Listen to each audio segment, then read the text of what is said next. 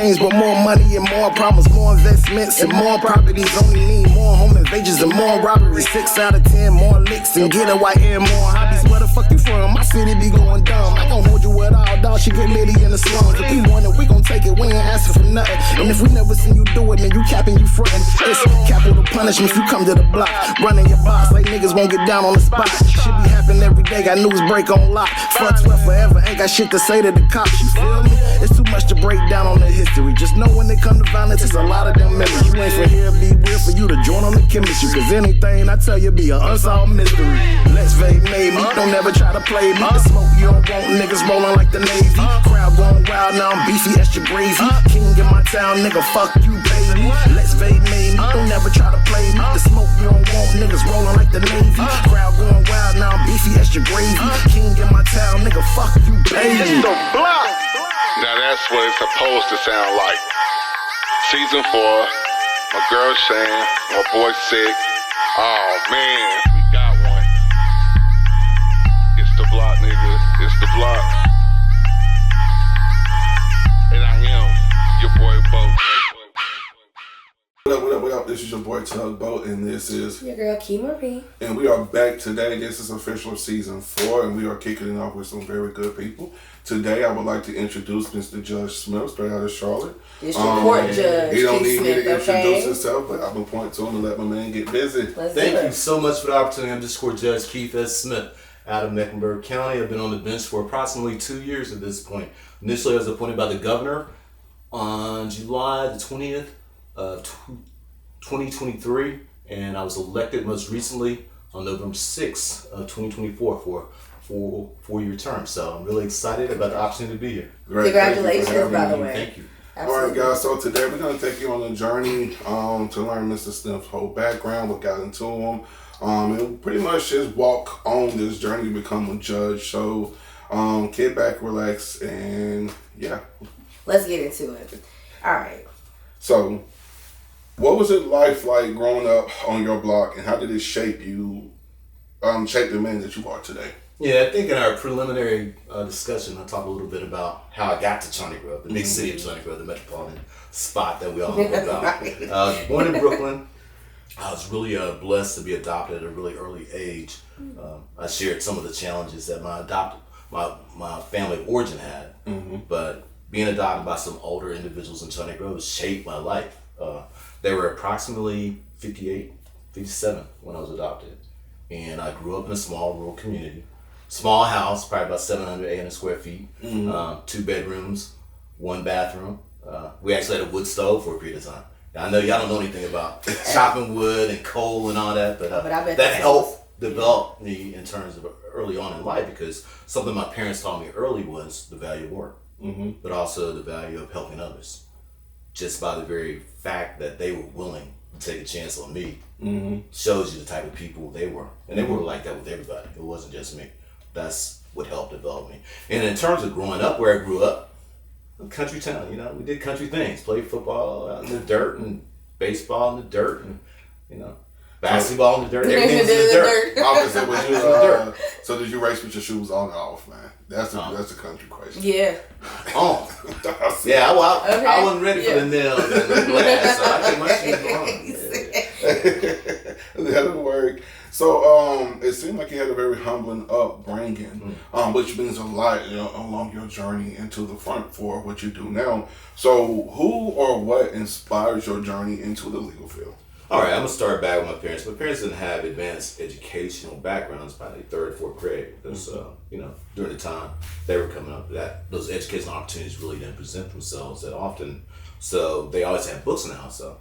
Always had books and magazines, Ebony Magazine, Jet Magazine. So some of the first people that I saw in those magazines were like individuals like the Honorable Justice Thurgood Marshall and Charles Houston, these great legal minds that really led to us having the opportunities that we have today. So those are forefront individuals that led me to the foray of law. I always joke around that I always like to lie, and lawyers don't lie. Right. That's the joke that we hear about all the time. But the ability to tell different stories from different perspectives is really important. So what was the turning point when you realized you wanted to pursue a career as a judge? I've been practicing probably about 20 years at that point, and I said, well, I've been helping people from this perspective, whether it was in the DA's office or doing some work, well, actually 18 and a half years doing specifically child abuse, child neglect, and child dependency work, both at the trial and the appellate level. I said, there's another way to help people. Let me, I sit back and I make my arguments, and I toss it up to the judge, and it's like, I'm glad I don't have to make the call. It's easy for me to sit back and make the argument.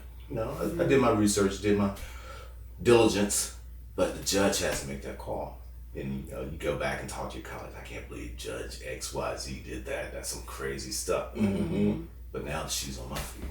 Yeah. Now I have to make those tough calls, and they're very challenging decisions because you're dealing with people's lives. Whereas before, I could argue a perspective or a position, but I did not have to make the call. Now I have to make the call and live with it. I have to make decisions based upon reason. And this is something more than a campaign slogan, but I always believe in fairness, accountability, compassion, and equity.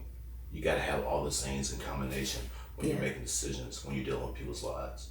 Because although it may be in one of my church members, the Honorable Judge Ricky McCoy Mitchell, who was the longest serving district court judge in Mecklenburg County for a long period of time, she always said, you need to make it individualized. It's not just a case, it's a person. Every individual case, you're dealing with a person in their lives. So that's how you address everything.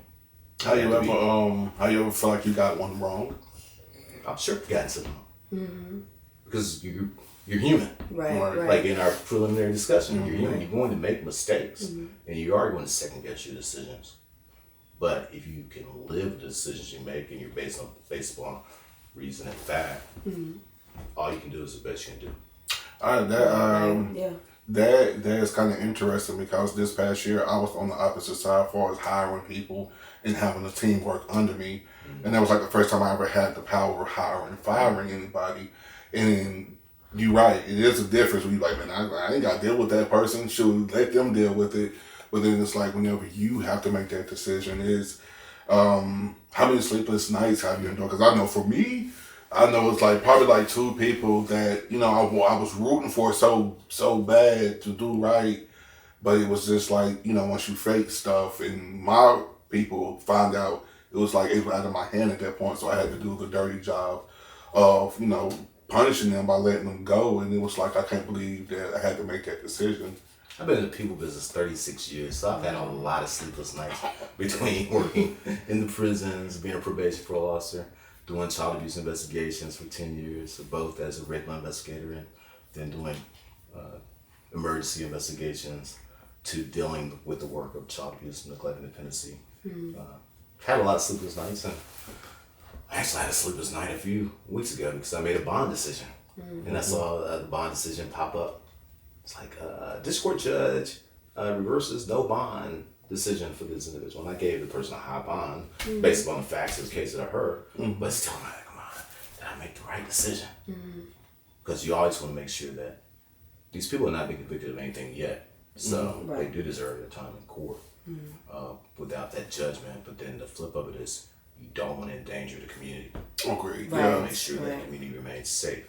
So those decisions are always going to weigh on your heart. And another decision recently was a young person, he's probably 16 or 17, accused of doing some pretty horrific things with guns.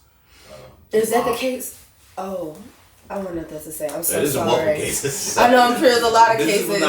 This was not a murder, but it was okay, a serious never assault. mind. Okay, Serious assault case, and his mom comes in. His mom probably barely twice his age, maybe 34, 35, and she's crying, and sister's crying, and it's like, I'd like to let him out, but I can't. Right. I can't. It's I mean, I gave him a high bond, but I can't. It's like. But I guess that comes with the decisions though, because I guess the older I got, the more I understand they'll keep Pookie ass locked up, especially if he out here terrorizing the neighborhood. It seems like nobody wants to. Nobody should ever have to label their kid a troublemaker, but sometimes it's like you try to help these parents understand that as much as we love kids, sometimes this is the best for them because to look at what they're out here doing. I have not only my community to think about, but everybody else's community to think about. So it's kind of like you're put in that, if he wasn't doing this, I wouldn't be this harsh, but somebody got to teach him a lesson. And the flip of that also is street justice is hard in Charlotte. Ooh. Yes. And there's some people that the fact that you're remaining in custody is probably saving you from the streets. Giving you a chance. Because it is, there are a lot of people that just, you come out, I'm going to take you out. And that's a reality that I also think about. I'm not a negative thinker, but it's like I said, I reality. people business all the time. But it's a reality. Stuff. Yeah, listen, man. I can say free, and as soon as you get free, you ain't even alive an hour after I set you free. Now I have to live with that, knowing that's a challenge. Yeah, okay, man. Whew, that's deep. Speaking of challenges, like, were there any? And I'm sure there have been. But could you speak about some of the challenges personally and professionally that you've had to overcome? To achieve your dreams and achieve your goals from law school on up. Yeah, I was whining a while back to somebody about how hard it had been for me growing up in the country and being adopted and having all this stuff. And then my wife gave me a reminder that, well, you had a car at 16 and although you worked in the mill, you had it pretty easy, comparably speaking. And the reality is I do. I grew up in a stable household, 2 parents, plenty of relatives around that was always interested and invested in trying to help the community grow. So that's something really that was positive about Shawnee Grove. Yeah.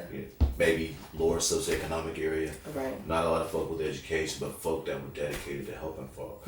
But in terms of obstacles, the law school journey was interesting because I took a long way around the law school. You heard a lot about some of the jobs I held before. And so I came out of grad school, like my friend was on to you a little earlier about, I came out of grad school like in 89 before y'all were even born, I think. I would have been 4 years old. About that time, I was 2. I was 4 years like way back Here. then. So I graduated from college in 86, had an opportunity to go to UNC Chapel Hill Law, didn't go, Daddy died like the year before. So I only had older parents, so I said, let me go back and help my mom out.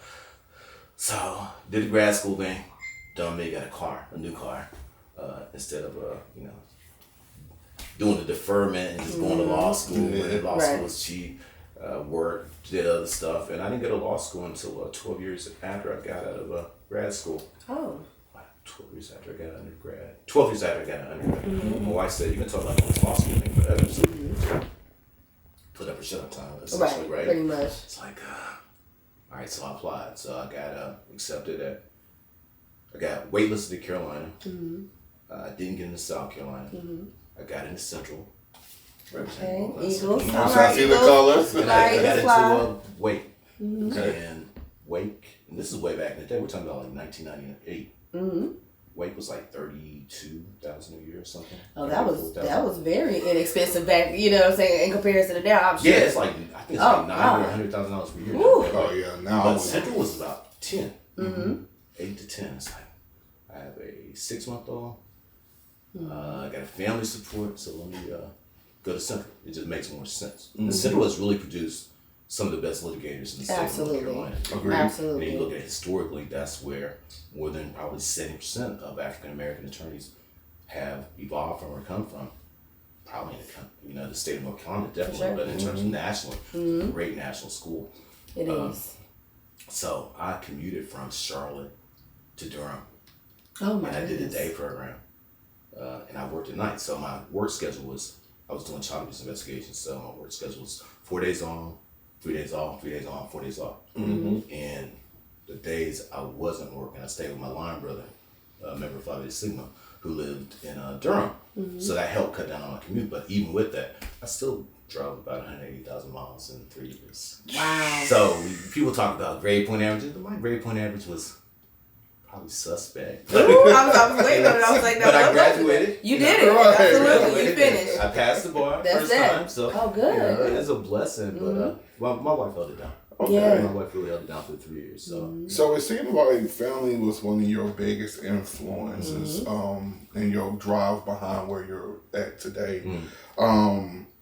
Within your career, do you kind of give that a nod or saying like, of the way you serve your community? Because you think back of how your family influenced you, especially when you were speaking on how even in that small town, your family members was well in tune with each other, per se. So would you say that's how you affect the service on your community? Yeah, absolutely. My parents, their siblings, they were all committed to people and service. So growing up in a small country church, there's always that service basis.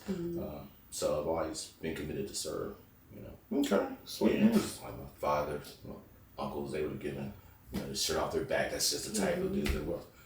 By the time I came along, good Christian men. I won't talk about how they lived before that. Right. That was, but they, You find me all the life I know, they was like solid. Solid.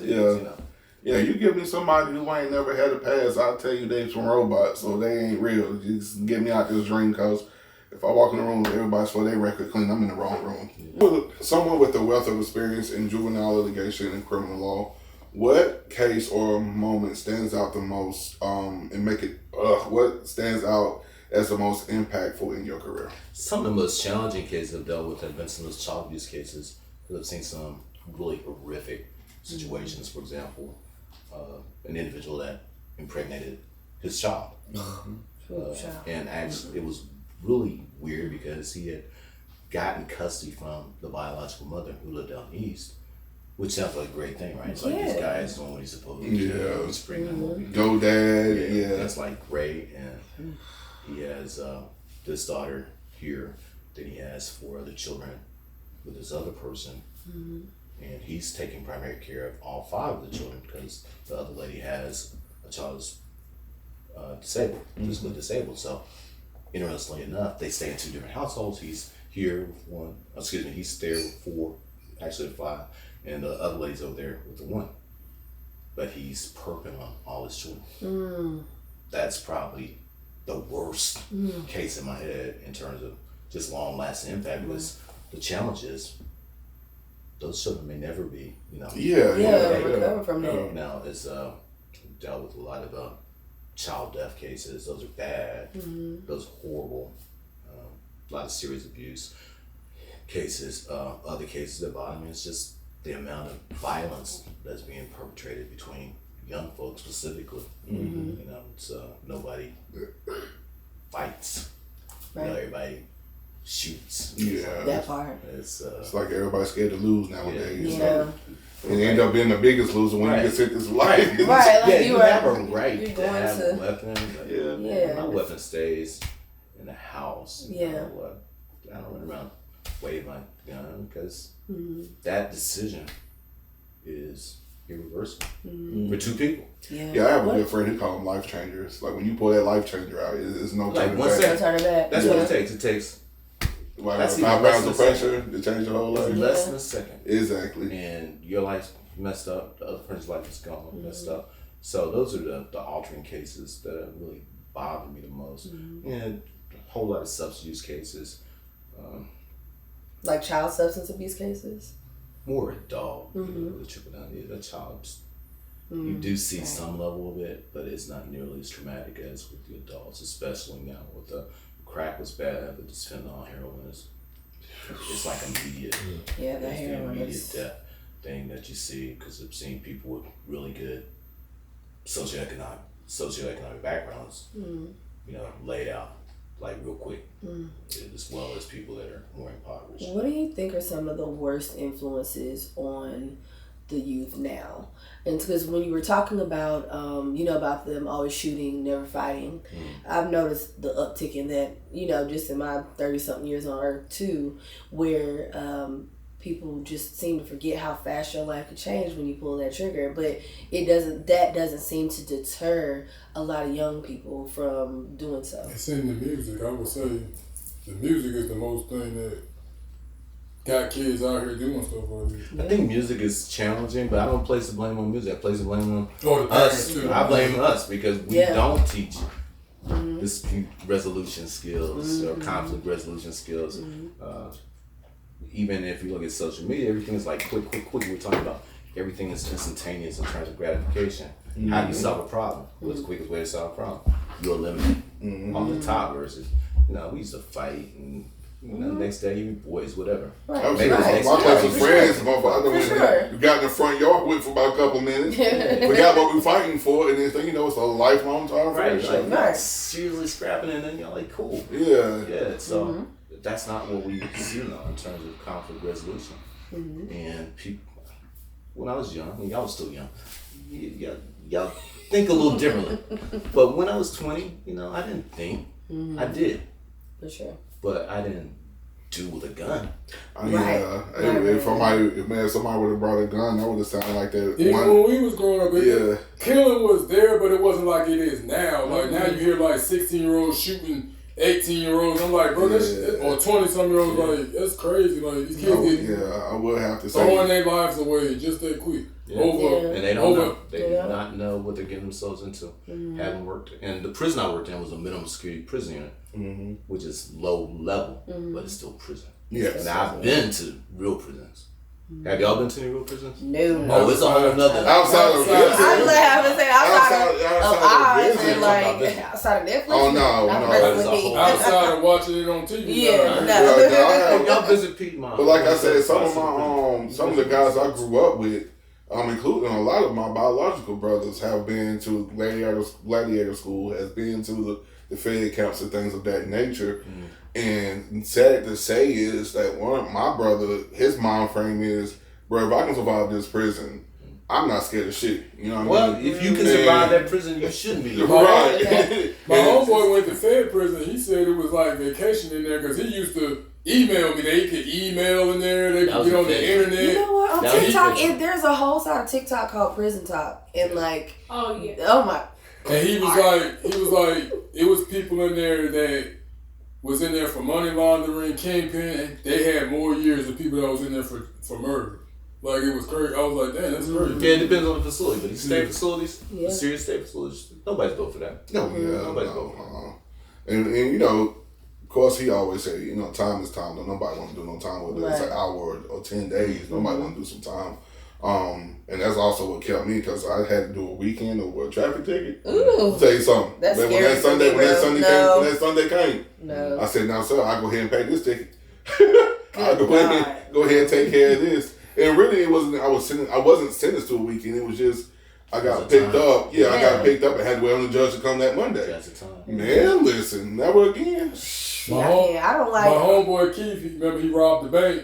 And they only gave him weekend jail and 2 years probation. Oh wow. Like he was on, he didn't do it with a weapon. He went in there and slid her a note and said, "Give me all the money in the drawer." She gave it to him, and he What? left. And they only gave him weekend That's jail. crazy. He had to turn himself in on Friday, get out Sundays, and then he had 2 years probation. That's all they Goodness. gave him. I didn't know that was a thing till I He was was at when special. I was at T, He was and blessed. somebody was. He just- Oh yeah, he He Yeah. was blessed. Very blessed because He that's insane. wasn't black. He was Indian. Yes. Oh my I'm gonna say his was special. Oh my I didn't god. bring demographics, but Because I was like, man, if it was a black guy, he That's would have been crazy. thrown under the jury. Oh my god. So back to Right. Let's all right. So what are some lessons that you learned from working closer with family, children, and communities in crisis?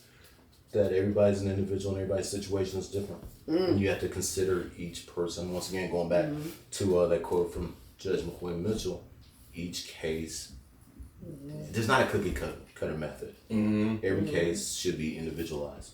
And I always look at it, I would want that judge to treat me like I would want to be treated. You know, I want you to consider, at this moment, I'm the most important person in here. And Yeah. I know you got this docket, and I know you got a million things to do, but I want you to think right now I'm the most important person, because you are.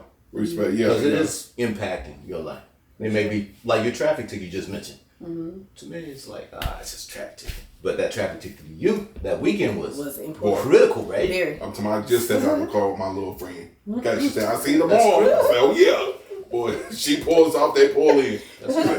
Dang. And that's the way it is. It's critical. Yeah. Every moment is critical. So what you went to jail for? This What case. you do? I missed the court date. I didn't Oh, even think you about were, it. yeah. Yeah, I didn't even, I forgot about the court date.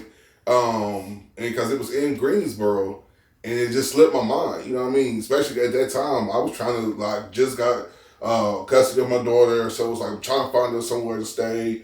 My mind was just everywhere, so it wasn't like I wasn't even thinking about that court date until They knocked at my pop's door. I was like, yeah, Mr. Archie here. And my dad, he was old school. He ain't finna lie. He was like, yeah, he right there. I was like, God damn, man.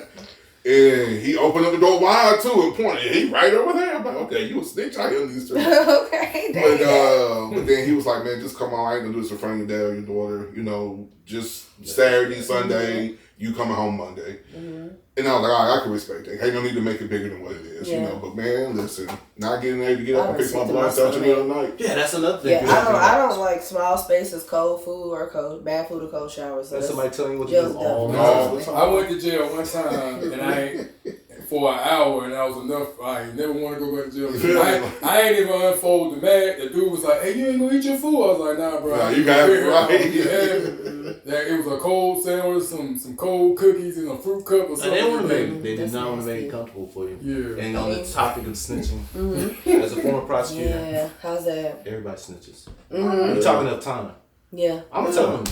There's an old Bernie Mac skit. So I'm going to tell him. And the reality is, these DAs go in there, and if they have the evidence, the amount of time that you look at, it's like, you, at some point, it's not snitching, it's self-preservation. Yeah. And now, from a community standpoint, we need to tell when people are acting cool. Of course. Sure. And I think that's one of the biggest misconceptions of that stop snitching movement when it came across the community whenever Lil' Kim went through her situation, kind of affected the neighborhood. Because it's definitely not snitching if you know somebody's running around here aimlessly just killing people. To me, that's not snitching. That can easily be the my street family. rule is that only if you in the streets you can't tell on the other street guys. But if you a regular civilian in the hood, see, hold on a second, y'all. Wait a minute. I'm so sorry. It's stupid. I'm not listening to no rules. I know. I work in education. I'm a substitute teacher during the week, right? And literally just the other day, I was substituting for a gym class, and I guess.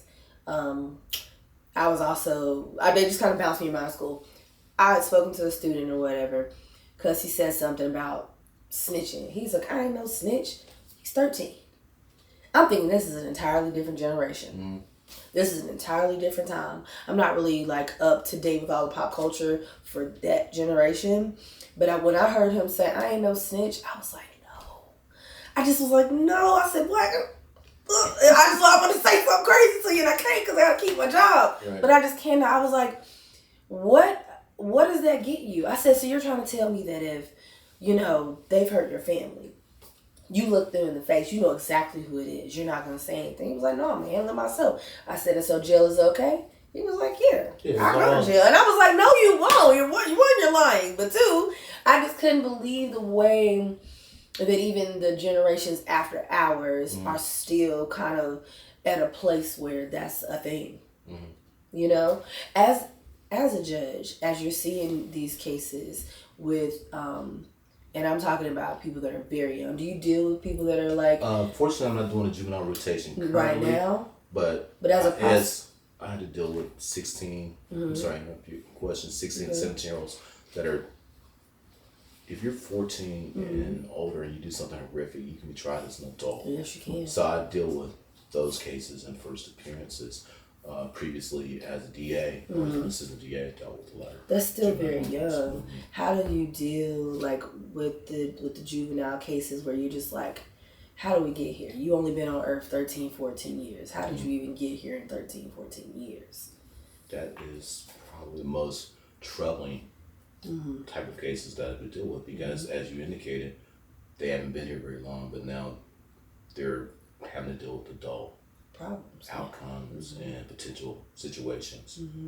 And once again, you go back to you try to do the best, and you really, I will give the district attorney's office in Mecklenburg County a lot of credit. They've really tried to look at as many other options as they can before they try individuals as adults, because once you go down that road, it's a whole different road. Whereas with the juvenile services in the juvenile phase, there are a lot more options in terms of rehabilitation. Where the focus is truly rehabilitation. We talk about rehabilitation in the adult system, but that's debatable because. That's very debatable. We do a lot of housing. Yeah, I would say that's very debatable because really, if you ain't got the funds, so who's really being rehabilitated? Like, how are you bringing people in to rehabilitate people if you ain't got the funds? And that's something I learned through my political cycles that a lot of these cities talk a lot of talk, but they ain't got the funds to run these certain programs. And you as a citizen, do you want, on the one hand, we say we want people rehabilitated, but you paid X amount of dollars to go to school, and you paid X amount of dollars to go to school, and you got this inmate or resident over here in this facility that's getting educated and they're not paying anything. We as a public, we don't really rock with that definition, unfortunately. Although the flip of that again is, absent you being tried and convicted for life, you're getting out at some point, and I would rather see someone with some workable skills out on the streets than somebody that's just mad and angry. And so, as a judge, though, can you pretty much like start up some of those programs within like the prison system? Because to my understanding, a lot of those GED programs and skill programs have been removed out of the system. Yes, legislative end that goes with the legislature and what they're willing to fund. Gotcha. The Department of Public Safety and the Department of Corrections in terms of what they're willing to put forth as far as policy. And it really ultimately comes back on us as members of the public in terms of what we're willing to push for and support. And as a judge, I don't get to have any involvement in what programs are offered in the facilities. I can advocate for programs. I know one of my friends was talking to me about a program for individuals between the ages of 18 and 25 to get trained in HVAC and electrical plumbing, which is really, those are the skill sets they have. Yeah, it is. Those are the millionaires that are being made. Yeah, very much so. And I really don't, and I hope that program comes through. Exactly. That's why I said I hope that program pushes through, because and once again, this is going through my personal walk of life and like the people who's been with me, that when they came home from prison, that was like the only thing that stopped them from being great. It was like, as soon as they walk into these offices with their head held high, like, yo, I know my urine clean, I can serve my time, but yet they keep getting rejected. So it's like a revolving door. Yeah.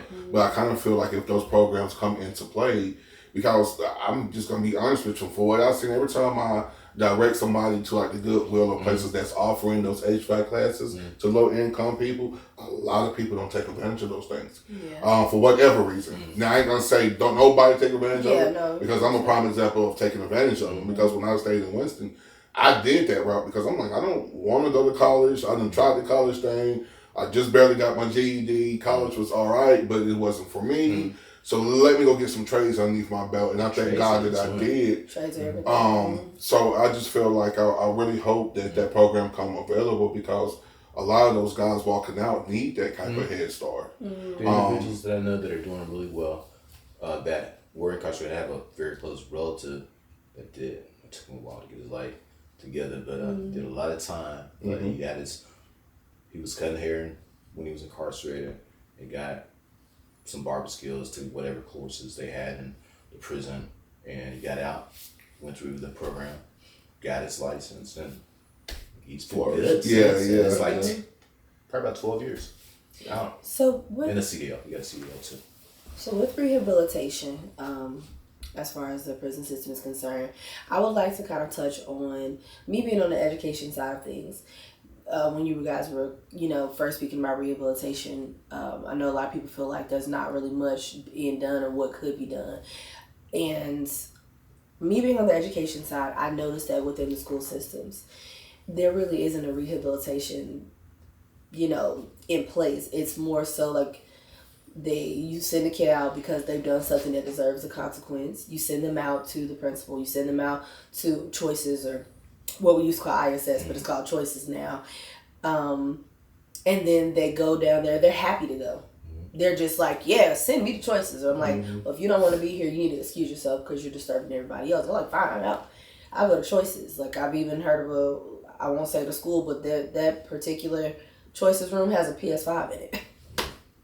I'm like, they're supposed to go there to think about what they're doing. But it scares me because these are the, I feel like they're repeat offenders in school. They're not getting rehabilitated. And then I always try to warn them, y'all are about to go out into the real world where you're not there's no choices.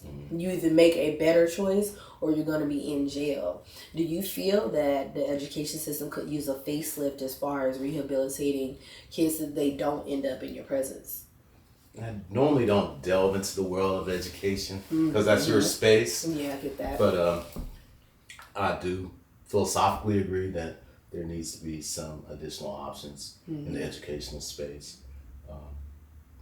Because, as you said, there will be some level of accountability at some point in time. And it's better if you can get it while you're in school. I know the options are very different when I was growing up versus when you were growing up versus what we have now. As you said, the young folks like, so send me, so what? You know, it's not a consequence. Plus, it's really a badge of honor because I'm ISS, I'm down, I'm made. The street cred, you know, like street cred, but I agree. It's unfortunate that we've seen the stats where people that don't do well in the 4th grade, that don't do well in 8th grade, end up being pretty well. The predictor is you're going to be, incarcerated at a point, and we need to avoid that because it's going to be my recurring theme. Yeah. Nobody is built for that. Incarcerated. Nobody. I don't care what these young folks say. Yeah. I can do this. No. Nah. Because I had talked to real folk that had done real time, done real bad things, and they were not ready for what they encountered when they went in there. Right. And I think that's something that probably need to happen. Like, I like to probably see some of those guys. You all right? I'm good. Coming in and actually speaking with those students, like before they go make something stupid. Like I think they should bring back that one show. Like, Scared Straight? Yeah. Yeah. No, for real. They say statistically it doesn't do anything, but I always thought it was at least you get exposed to, when these folk talk to them real, they are at least exposed to what could happen. Right. Yeah. And I got another resource for you. Definitely. So, one of our sayings we have here, and really our motto at the block is the hunger, the grind, the dream. That's really what it's all about. Being able to, talk about your journey, your wins, your losses, and all the lessons that you learned along the way. And so I like to start and ask you, what does the hunger, the grind, and the dream mean to you personally and professionally? I've always worked, so I remember helping my parents clean the church up at the age of 7 and 8, and cutting grass at the church and at those wealthier people's homes in China Grove back in the day, from an early age to working in my first paid job with a check. And it's gonna date you for real. I think I was making maybe $2.75 an hour or something. Working at a cotton mill at the age of 16 and 18. Cotton mill. Yes, they don't even exist anymore. Yeah, in I'm like. Minneapolis. So that experience taught me that I didn't want to work in a cotton mill forever. Right. But my parents always worked, so I've always had that grind. I was telling somebody the other day, this is probably the first time I haven't had more than 2 jobs ever. Wow. Because I've always had like 2 to 3 jobs. Yeah, at the time when I was at probation parole, I was selling suits and I was working as a janitor. It's always like hustle.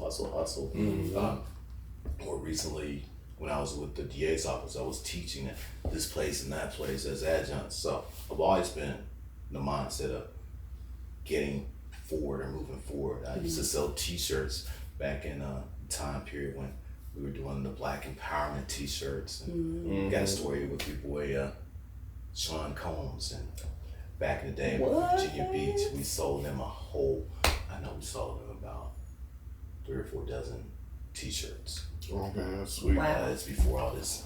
Yeah. Well, before they were famous. Right. Yeah. We're talking like 89 or 90 or so. So, I always said that hustle spirit from a legitimate standpoint. Yeah. Okay. So tell us, how do you stay motivated during challenging and emotionally taxing moments in your work? Just hearing you, I know you probably got like ample stories, but just hearing you talk about some of the hardest moments, especially dealing with children and things of that nature. Like, what is it that keeps you motivated during those times? I think you gotta be God directed, God motivated, You gotta, Jesus always gave. Yeah. So it's our opportunity to always give. My parents always gave. So it's my opportunity to always give. And then I have a daughter that's looking, I only got one person that really thinks I'm about something. So I gotta be a role model for my daughter, right? If nobody else. If nobody else, Seen. yes. So seen. Yes, and nobody else. It's the ones that love you unconditionally. For Just sure. with mine, when they got older, it was my heart and my pockets. Okay. So I'm good with that, though. Yeah, Yeah. that's the only one that get money from me unwillingly. But she still got to put in that schoolwork. So. Yes, she does. Yes, she does. Don't I know it? Seriously. So, what was your biggest grind? Like, what was that thing that you really had to dig very deep for to like push through, and what did you gain from that? I think the law school experience, having to do the commute and having to make sure that I got it done because it was no option. It was no times like you have a family, you have responsibilities, you've committed this time, you committed this money, you committed this energy, you have to get it done. So that was that. So even that summer leading up to the bar, my schedule was I'd get up at 5 in the morning, hit the gym for a minute. I'd go to eat breakfast. I'd go to a prep class. Then I go to another prep class. Then I go to the library. I'd be in the library from 10 until it closed at 9. And that was my schedule, Monday through Friday. Saturday, I spent a day with my daughter. Sunday, I split time between just hanging out with my daughter and then studying. So that was that time frame in terms of how I managed my time during that frame. Mrs. If I meant to ask you drove a Camry, didn't you? Or a Honda Civic? I know what car. See, I knew it was some type of Honda. I was like, you're right. That's a good question. Like, what car was that did 180,000 miles like that? Phenomenal car. Yeah, y'all. That's how I knew it had to be a Honda. Honda, you did your biggest one, definitely. Yes. Because I'm telling you now, I just told the person, I'm finna switch. I'm about to turn in that BMW and get me a Honda Civic. Because that thing will last me until I'm 90. No, for real. Honda's no play. 90. So can you share a moment when you felt the dream of yours had came full circle? I know you've been constantly telling us about your grind of driving from point A to point B. But what was that full circle moment when you actually stepped back and you had to just wait till all your boys, everybody was just a little distance from you, and you dropped that one little man tear? You know that tear I'm talking about. Can't call it thug tear. Yeah. That you dropped that, tear. man. I think the appointment to the judgeship was a big period or a big a moment. And then the election was a big moment. But in terms of full circle moments, I still think that's in process. Respect. I think every day is the opportunity to move forward. Respect. Because I probably, listen, as soon as the governor would have said, Travis, congratulations, I probably had to do a Martin dance or something. Okay. I would have had that. Yeah, it was because that's a beautiful thing. There were some challenges along the way, because we ran a campaign in 2022 and we lost by 49 votes. Oh, that's Out of close. 73,000. That's so close. Wow. So at that moment, was it like, all right, we need to find a way to get 43 more, double that 43. Yeah. Because even with those 43, somebody can be hating like, nah, they did something. Let's recuse them. So it was like you had to go in there, and so that's where your mind instantly went to when that day happened. Let's go figure out how we can get triple those 43. Because it was funny, when I had gone to church a few Sundays after that, I was like, hey, Brother Smith, how did the election go? I was like, unfortunately lost by 49 votes. It's like, we got more than 49 votes, 49 people in here. Yeah. Like the time, but it's also a lesson. Yes. All right, I never took anything for granted. My team, actually, I felt worse for my team because my team worked so hard and so diligently. They were all in. I mean, they was kicking it. I had phenomenal support from my family, phenomenal support from my fraternity, I had phenomenal support from my community. So I felt worse for them than for me because I'm a former athlete. I've lost before. But when you got other people that work so hard for you, that's the big thing. Yeah, because I'm coming off of election season and I also know how to run a campaign as well. And you're right, man, the day in, the constant people knocking on doors, putting up flyers, holding the meetings, staying up late night hours just to make sure they hit this community, double back into this community that was shutting doors. So I want to thank you for showing them props because a lot of people lose and don't even think to understand that the team that put the work in. They just upset they lost and we'll get them back next time. And you just everybody looking like, well, we don't want to put in the work. Yeah, so my team was phenomenal. Awesome. And like I said, I felt worse about that than the hell. I gotta go, but Yeah. Like you win some, you lose some, but whenever you have a team of people that are going hard for you, that just takes it to the next level. Now, speaking of team and the imprint that you've made in your community, what legacy are you hoping to leave behind, legally, professionally speaking, or as a community servant? That I did a little bit, but now if you do a little bit more, really I need you to do a lot more than I did.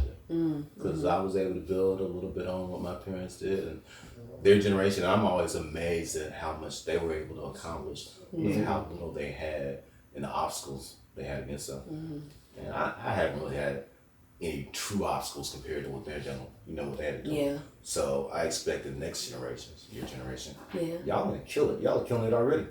You got the social media tools and y'all are spreading the word. And your daughter's generation, they're gonna take it a whole another level. So that's what I hope to leave as a legacy. And as a man of a certain age, I actually think a lot more about legacy than I was thinking. Like once upon a time, I'm living for now. Whatever. But now it's really about making sure the next generations are doing better. For sure. That definitely means a lot because that's why I love when Ari do get to come see things like that. My daughter's name is Ari as well. We didn't plan it, I promise.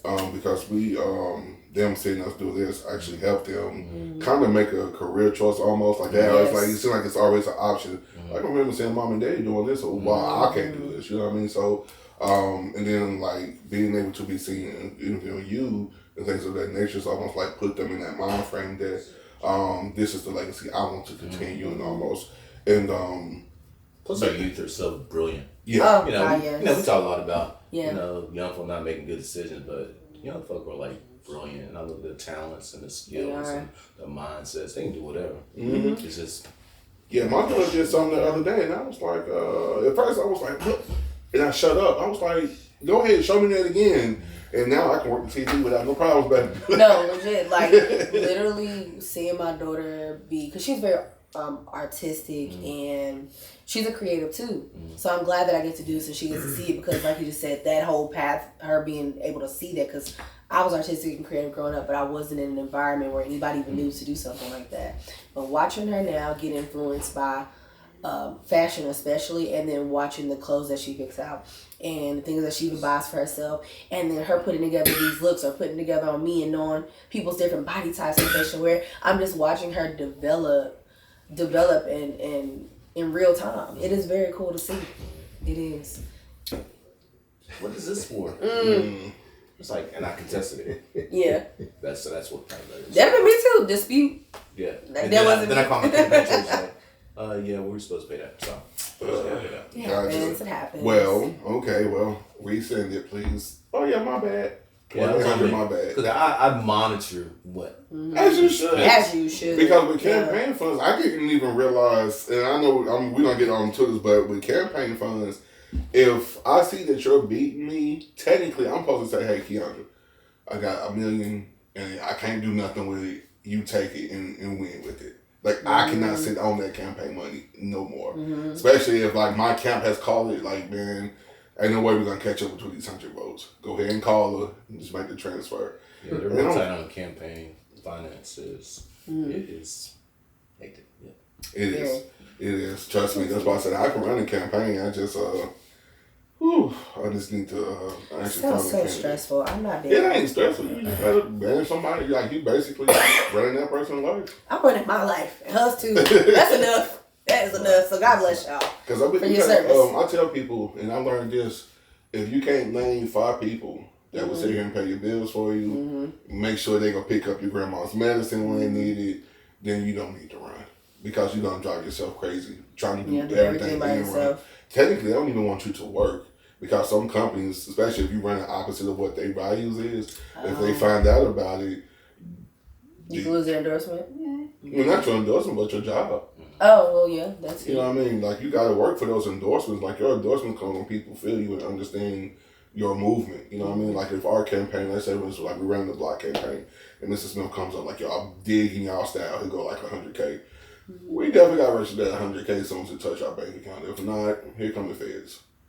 Dang, Yeah. I knew your job was serious, but whew. Yeah, so if there ain't no bank account behind that number, now he's looking like he's buying us, and then they'll go, here you go into the lobbying effect. And the lobbying effect is basically saying, as long as people give us money, we do what they want to say. So it's deep. So like when you see people on news misappropriate campaign funds or going to go buy a jacket or something, a meat coat with their funds, baby, that's real. It's not theirs. Yeah, even though you that's the true. face for it, it ain't yours. That's true. See, this is enough responsibility right here between me and I don't need none of that. Okay, but I think it's cool. All right, let's jump right in, guys. All right. So, all right, Mr. Smith, we are getting ready to land this plane, but first we need to get into some fun and personal things. Mm-hmm. So one of the questions that we would like to know is, what is your go-to after a long day in court? Like, what is the first thing outside of kissing the wifey, rubbing the dog's head, whatever, when it's all done and say, what is one of your things you like to do? I'm big into landscaping, outside, yard work. That's my thing. Mm-hmm. It's therapeutic for me. Yeah. And my wife's like, why don't you hire somebody to do it? Well, I told you my first job. So like, Was cutting outside, grass and doing yeah. landscaping. I actually used to run a landscaping company as well. So I've done a lot of different stuff, things. So back to the hustle spirit. So that's my go-to things. Mm-hmm. Well, listen, I got some hydrangeas. I was gonna say, there's a bush outside my house right now. Yeah, we can hook it up. If you could go back to your younger self while you are on your block, per se, what advice would you give him? Listen more. Mm. Yeah. Mm-hmm. Listen more to the elders and the others. Mm-hmm. And also, in terms of taking networking opportunities, don't be shy, don't be quiet. Mm-hmm. That was my personality. It was like really low key, laid back, not ask for help, not ask for directions, and those things can really help propel you to where you need to be in terms of utilizing those resources. I gotta get better at that too.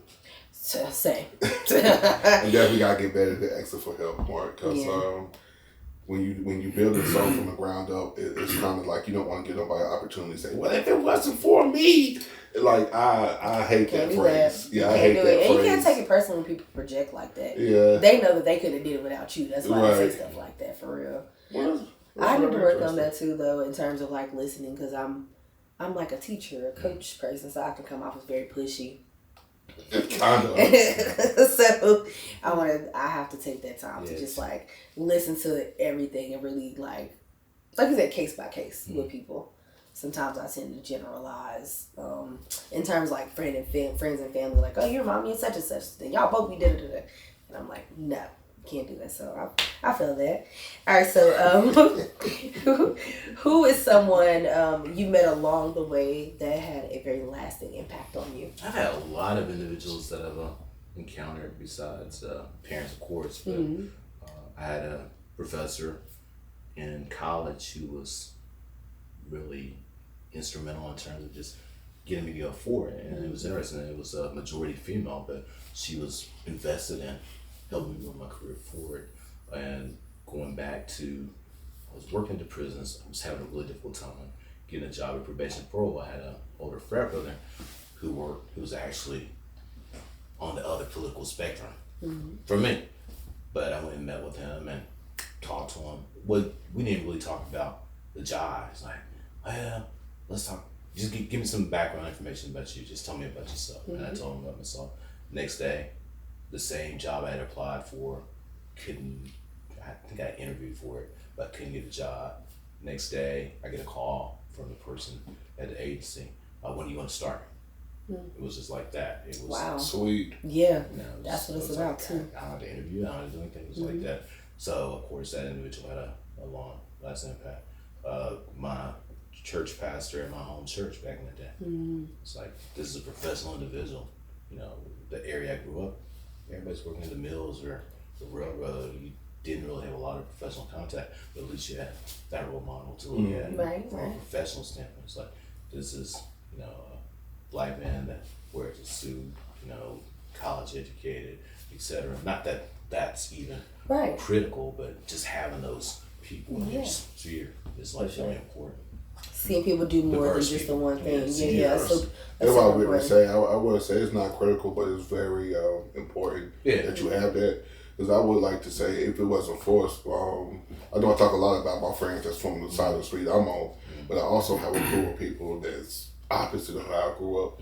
If I would have never seen them go to college, become frat, do a certain job, then my mind frame would have never been like, man, I want to live that lifestyle. Like, I'm tired of this lifestyle over here. This ain't getting me nowhere. So actually seeing my best friend cross over into Alpha was like, that was eye-opening for me. You know what I mean? Matter of fact, I actually became like I want to go to college now type of a deal, because I seen that their fun was no different than my fun. The only difference was they didn't have to worry about some bullshit jumping off at the end of the party. Like, either they're at the end of their parties, everybody just sleeping on the couch because they didn't throw up. Or, you know, we could go to the IHOP afterwards or whatever, but like, it was pure, genuinely fun. And that's what led me to like, okay, now I want to explore my educational side. So I think it's very important that, especially in these little towns and within our community, the Black community, not to excuse nobody else, but I can only speak for our community, that it's important that we see gentlemen like you that has that educational background, that's not scared to come back to these small neighborhoods and speak your truth. And that's very important, because a lot of times some of the influences that these people have, this is going back to what we were discussing earlier, especially with your younger children in the school, that their only influence is those that they walk past every day to get to the bus stop, or they get off the bus stop, they see them stand in front of their mama house and stuff like that. So of course they're going to be influenced by that, because that's all they see. I know in my part of my life, that's all thing I saw. Like, I didn't have Mr. Smith was coming through my neighborhood. And if they did, they portrayed one thing, but we know what they was coming in our neighborhood to actually do. So it was like, how can I believe in you? And this is all I'm saying when you come to my neighborhood. You picking up in such and such. And we already know what such and such got going on. So we wasn't naive or stupid to that. Right. So and that's a whole nother so I can get into. But it's important to have you in our community. So definitely shout out to, you know, your influences and things of that nature that taught you, you know, the positive things, because I know when I go back in my community, I was standing with my son. Matter of fact, that day we was in the projects and we just got done shooting, and I was standing with my son and his crew. And I'm sitting like, boy, I'm the big ump now. Like, it's don't feel right, but I felt okay doing that, because at least they were surrounded by me that has a medical background, that has a diverse background, more than just what I started off doing when I was out there. There's a million positive ways to make it. That's what I was talking about. The various things I've done. Even if my law degree went away or something, you know, I could go run my landscaping company again. Well, maybe not at his age, but I could. You can hire a team. Get some people. You can hire a good team. And so, you know, it's a million ways to, you know, get what you need to do legitimately. Yeah, for sure. That's funny you said that, because that was literally my next question, was if you were not in the legal field, what would you be pursuing right now? What do you think you'd be pursuing? Maybe? I think there's always that dream to be a sports agent, but you know, the sports agents have sort of got, there are a certain set of folk that have that on lock, but but now with name, image, and likeness, a whole nother opportunity out there. But that goes back to that networking. You know, knowing people and for how sure to vibe with folk. For sure. I can see you doing that. I could also see you sports casting, because you have that voice. Like, if you started to announce right now, like, some sports stats, I would totally believe that that's what you did. Oh, I can make some stuff up. Go ahead, do it. Let me hear a little LeBron come down the court. Hey man, see, Stephen A. Smith just too cocky for me, but I've been and told him to shut the F up. Really? Yeah, Dang, harsh. told him talk. No, actually I don't. Cause, okay, I'm not a sports. Oh, okay. Yeah. Because some of that stuff be facts, and some of that stuff be like, you out your feelings, man. But it's made him X million dollars. Oh, that's why I can't hate him. That's why I can't hate him now. I don't vibe with him with all this philosophical stuff, but in terms of his hustle, it's there. Respect, it's incredible. And you definitely have to give him credit for from what he did, from bouncing back from a situation at ESPN where they tried to completely lock him out over basically saying she had no business being there in the first place. He said that, they took it and ran with it and tried to cancel him.